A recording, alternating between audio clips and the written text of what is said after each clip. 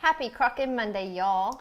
We are bringing you a tasty little chalupa meal tonight. My kids love taco night, anything they can build themselves. So this is going to be a winner. Anything with toppings. They can add on. But the thing about this one is what we wanted to show you guys is uncooked ground meat in the slow cooker. Yep. This you is might another want to double one of up those your things. meat and save it for another recipe. Last week we did the raw chicken in the slow cooker, a whole chicken. This week we're bringing you ground beef. And I tell you, one other thing that I love to do besides crocking my whole chicken is do about 5 pounds of ground beef, uncooked in the slow cooker. And guess what? You've got meat for casseroles, whatever. Anytime it calls for already ground meat, just pull you out a pound bag out of the freezer and you have that much prep work already finished. So as you can see, we have 1 pound. And I actually think this recipe calls for 1.5 pounds, but we did a little bit extra for the chalupas for the final product. So this is 1 pound ground beef. Easy as that. Onion, green chilies,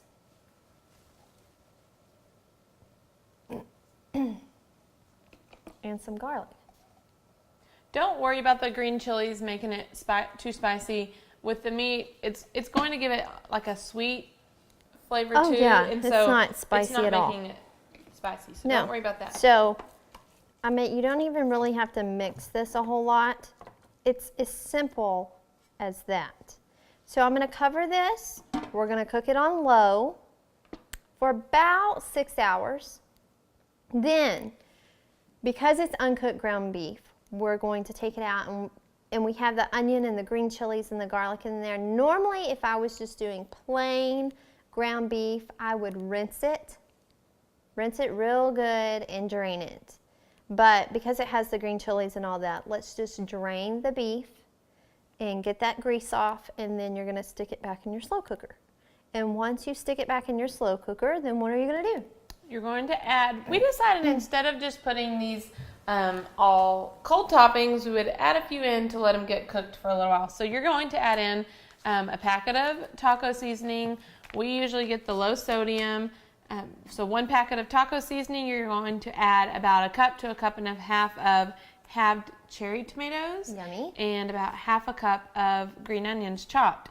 And you can see there and you can see here, this is what the meat cooks like in the slow cooker. You're just going to come, chop it up, add your stuff, mix it in, and then those tomatoes, they're not going to cook overcook, but they're going to get warm and a little softer and season through and get some of that yummy flavor in them. And so you're going to cook that for an additional hour at the most would be good. And then serve it up. And while that's cooking for the additional hour, you can definitely get your toppings out, get those ready for your tostadas, and start assembling. So if you wanted to if you did not want refried beans, you could easily mix in some black beans or pinto beans into that.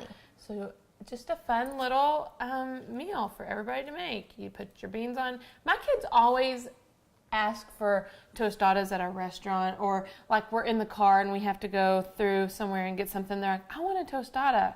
No, like this is the messiest thing. Well, now I can tell them, Mama has a good recipe. We'll make one at home. There you go. So, they can make this. Yes. And if they make a mess, then it's in your own home. See, I'm already making a mess there. Put your meat. So you already have tomatoes on there. We cut some up if you want extra for top.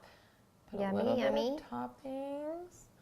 Some onions. Some and onion. of course, gotta have that our avocado. favorite avocado. And you can do sour cream. You can do make guacamole instead of just a sliced avocado, whatever you want. Make it your own. So easy. A twist on taco night. Yes, and like we said, if you do those about 5 pounds hamburger meat, you know, you can definitely put that on your menu. Have tostadas one night with some of the meat. And if you're going to add the green chilies and onion, you can save it and write Mexican beef or something on it with your marker on your baggie. Or if you're going to do the generic, you can use it for any meal. But I would like to make me up 3 or 4 pounds of just the Mexican beef to have with those green chili and onion flavors. Yeah.